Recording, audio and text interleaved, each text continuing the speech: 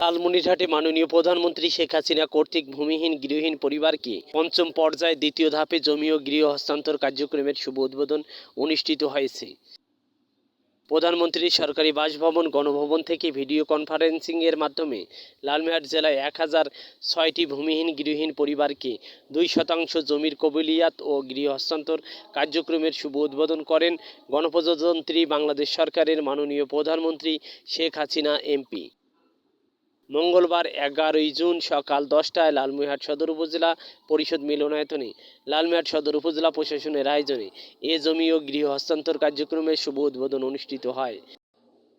লালমনিরহাট সদর উপজেলা নির্বাহী অফিসার ভারপ্রাপ্ত এবিএম আরিফুল হকের সভাপতিত্বে লালমনিরহাট সদর উপজেলা শিক্ষা অফিসার মোহাম্মদ আব্দুল হামিদ সরকারের সঞ্চালনায় বক্তব্য রাখেন মোগলাহাট ইউনিয়ন পরিষদের চেয়ারম্যান মোহাম্মদ হাবিবুর রহমান হাবিব, লালমনিরহাট সদর উপজেলা স্বাস্থ্য ও পরিবার পরিকল্পনা অফিসার ডাক্তার দীপঙ্কর রায় প্রমুখ।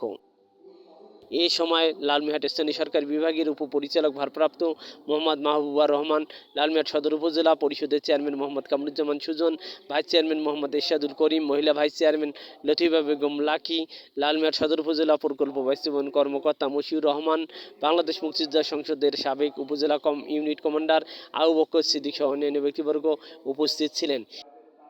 এদিকে লালমনিরহাটের কালীগঞ্জ উপজেলার মহিষামুড়ি আশ্রয়ণ প্রকল্পে লালমনিরহাট জেলা প্রশাসনের আয়োজনে ভূমিহীন গৃহহীন পরিবারকে জমি ও গৃহ হস্তান্তর অনুষ্ঠানে ভিডিও কনফারেন্সিংয়ের মাধ্যমে যুক্ত ছিলেন প্রধানমন্ত্রী শেখ হাসিনা। এবং লালমনিরহাট জেলার 4টি উপজেলায় 617টি জরাজীর্ণ সিআই সিট ব্যারাকের পরিবারকে পুনর্বাসিত করা হয়। M R Rashed, Lalmonirhat.